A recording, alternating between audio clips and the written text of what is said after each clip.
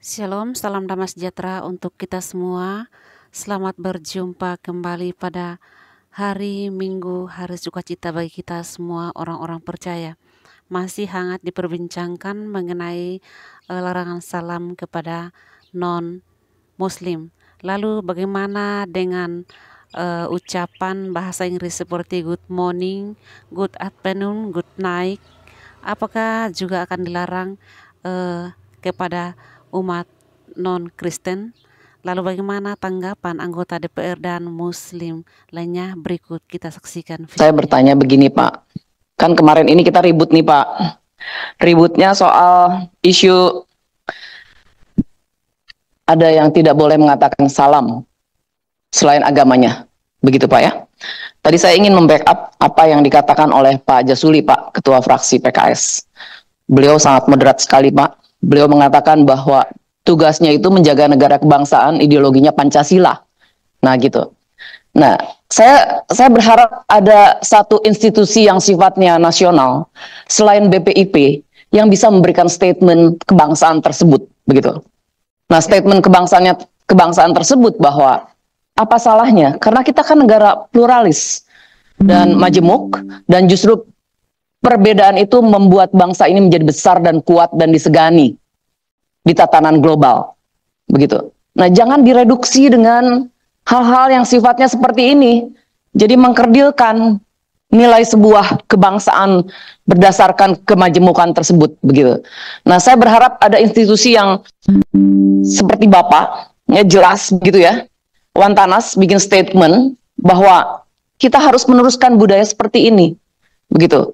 Jangan sampai salam-salam itu diatur-atur lah, begitu ya. Nanti ada orang-orang yang kalau seperti kami, saya nggak takut dilarang-larang karena saya tahu apa yang menjadi kepercayaan saya, my belief Pak. Tapi kan ada orang-orang yang takut, yang tidak berani dan tunduk pada doktrin tersebut. Nah, yang seperti ini harus dicairkan. Saya kira lembaga seperti Bapak ini bisa memberikan satu sikap kebangsaan yang jelas kepada publik, begitu, dan mengayomi kita ini sebagai orang yang nasionalis, gitu ya Pak ya. Jadi itu saja harapan saya Pak. Saya juga religius juga Pak. Saya hidup dalam perbedaan yang menyatukan kami Pak, itu.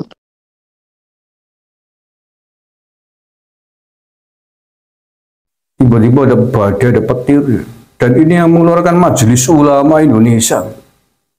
Ini Majelis ulama versi mana dulu? Ulama kan macam-macam, ulama versi NU, ulama versi Muhammadiyah, ulama versi Al-Irsyad dan lain sebagainya. Yang jelas ini bikin fatwanya. Ini Majelis Ulama Indonesia apa Majelis Ulama Intoleransi?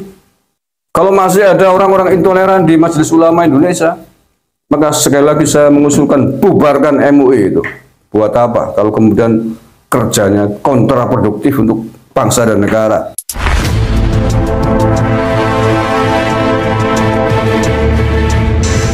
Assalamualaikum warahmatullahi wabarakatuh. Saudara-saudaraku yang saya cintai, saya banggakan, bertemu lagi dengan saya Agus Mar dari lereng Gunung Slamet di Banyumas, Jawa Tengah. Hari ini hari Kamis tanggal 30 Mei 2024.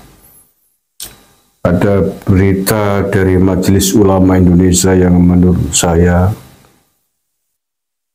wagu,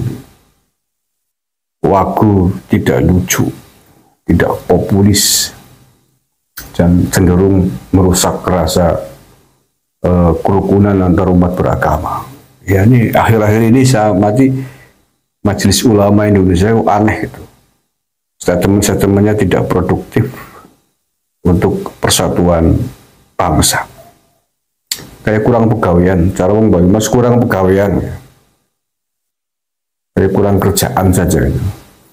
Saya baca ini yang terbaru hari ini Kamis 30 Mei ya, ini yang ditulis oleh Detik. Istimewa Ulama berfatwa (2) pengucapan salam berbagai agama bukan toleransi yang benar. Saya baca dulu, itu judulnya ya tadi ya. Istimewa Ulama Komisi Fatwa se-Indonesia ke-7 menghasilkan panduan hubungan antar umat beragama. Salah satu yang diputuskan adalah mengenai hukum salam lintas agama. hukum salam lintas agama.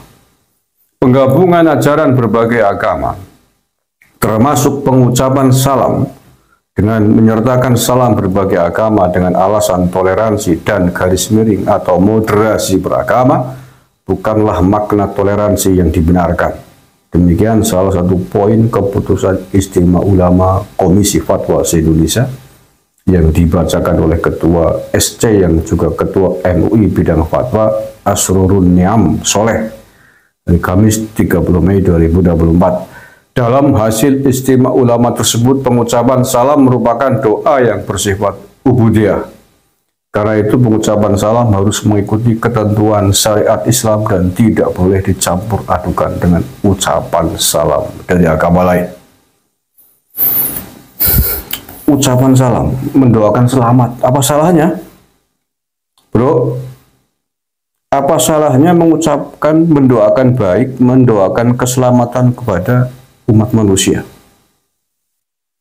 Walaupun berbeda agama, agama kita sudah punya ketentuan lakum dinukum waliyadin, bagi agama bagi agama. Apa ini? Masalah ucapan salam berbagai agama yang sudah membudaya, dan itu bagus buat kerukunan antar umat beragama di tanah air ini yang memang multi agama penduduk.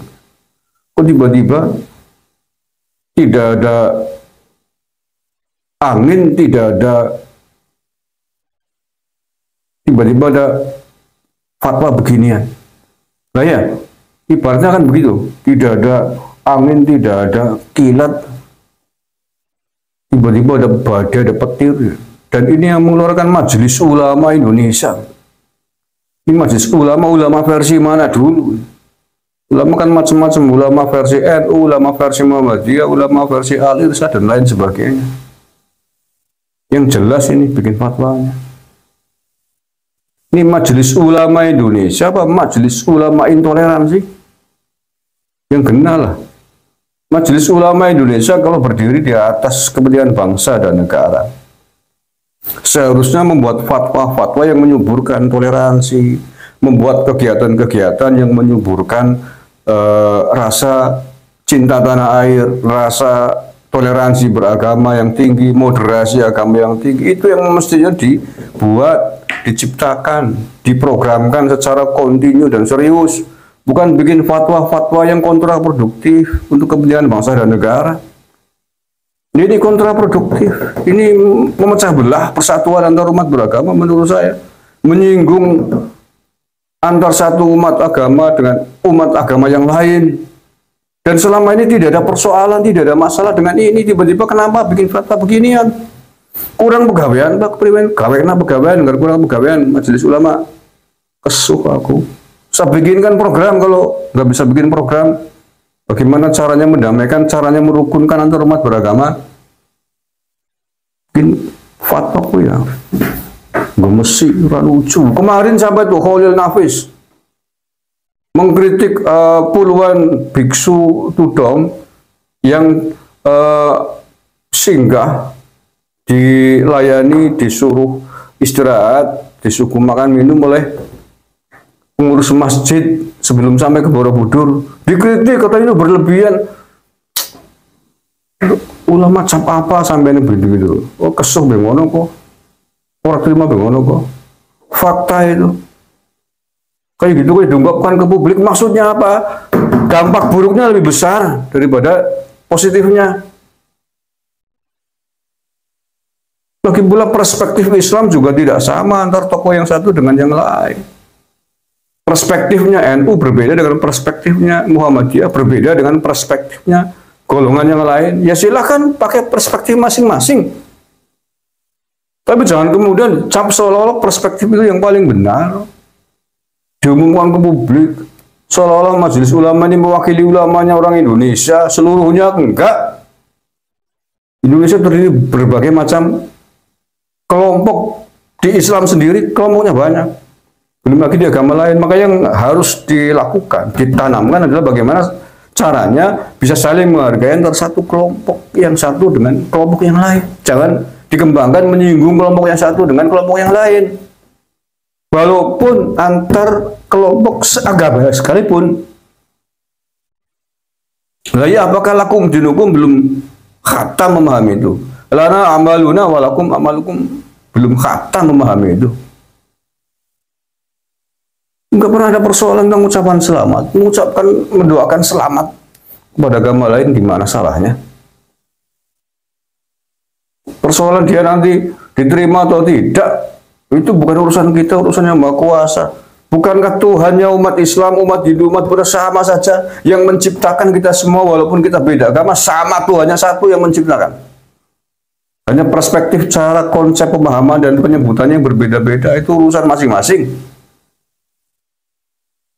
Ya apa ada yang menciptakan kita semua walaupun kita beda agama, beda suku, Tuhannya berbeda? Enggak kan? Tuhan yang satu yang menciptakan kita semua, yang menciptakan alam semesta, yang menciptakan bumi langit seisinya, satu Tuhan. Kita menyebutnya Allah Subhanahu wa Ta'ala sebagai umat Muslim. Mungkin agama yang lain berbeda. Semua percaya itu. Kita semua berdoa untuk keselamatan Indonesia, keselamatan Nusantara, keselamatan rahmatan lil alamin, bahkan keselamatan dan rahmat bagi alam seisinya. Tidak ada di Indonesia, di seluruh dunia. Nah, kalau kemudian ada orang mengucapkan salam, mendoakan selamat, keselamatan, kedamaian kepada umat agama lain, tidak boleh. Rahmatan lil alamin di mana? Konsep apa yang dipakai begitu?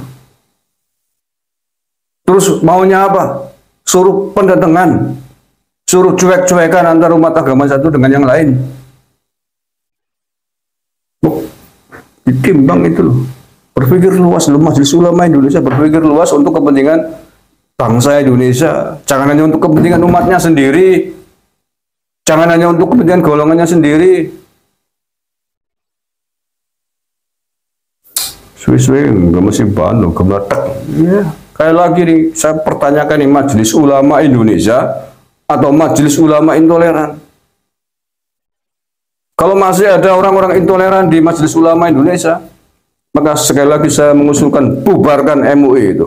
Buat apa? Kalau kemudian kerjanya kontraproduktif untuk bangsa dan negara. Kalau kerjanya merusak toleransi beragama. Kalau kerjanya justru menumbuhkan permusuhan antar umat beragama. Tidak pandai mengajarkan persatuan, kerukunan. Fatwa-fatwa yang tidak populis, fatwa-fatwa yang selama ini tidak pernah menjadi masalah umat. Dikeluarkan. Kalau mau bikin fatwa persoalan yang sedang menjadi persoalan banyak orang. Hari ini contohnya adalah tentang fenomena para habaib, fenomena klan imigran dari Yaman di Indonesia yang mereka mengklaim diri sebagai cucu Nabi, sebagai zuriat Nabi. Itu sudah menjadi persoalan umat Islam, khususnya umat Nahdliyin di seluruh Indonesia. Itu kamu bahas. Dibahas, benar atau tidak itu sesuai dengan manuskrip literasi-literasi yang ada. Kenapa itu nggak dibahas? Itu persoalan penting, persoalan umat. Karena gara-gara klaim mereka ini dikapitalisasi untuk banyak kepentingan yang bisa merugikan bangsa dan negara. Kepentingan ekonomi, sosial, bahkan politik. Mengaku sebagai cucu Nabi, minta diikuti perintah-perintahnya, bahkan ingin membuat negara berdasarkan khilafah Islamiyah, ingin NKRI bersyariah di bawah naungan khilafah Islamiyah. Itu kenapa nggak pernah dibahas? Katanya Majelis Ulama itu kan persoalan sejarah, simpel itu. Buka manuskrip sejarahnya benar apa enggak? Kok bahas yang tidak pernah menjadi persoalan, justru malah kontraproduktif untuk kepentingan bangsa dan negara. Pak Prabowo, saya usul sekali lagi, bubarkan Majelis Ulama Indonesia kalau begini caranya, nggak ada manfaatnya, malah banyak madorotnya menurut saya begini caranya. Terima kasih. Assalamualaikum warahmatullahi wabarakatuh. Ya, demikian saudara tanggapan dari para tokoh muslim, pejabat muslim yang masih memiliki sikap pluralisme, karena mereka menyadari bahwa negara Indonesia tidak hanya terdiri dari orang Islam saja atau satu suku saja, tetapi dalam artian pluralisme adalah beragam-ragam suku, bahasa, ras, dan agama. Itulah yang perlu kita sadari sebagai orang-orang yang berdiam di dalam negara Republik Indonesia yang kita cintai ini. Kiranya pencerahan dari kedua tokoh Muslim maupun pejabat yang telah memberikan tanggapannya boleh memberi pencerahan kepada kita semua. Demikianlah video ini, kiranya bermanfaat dan sampai jumpa pada video-video kami berikutnya. Tuhan Yesus memberkati dan shalom.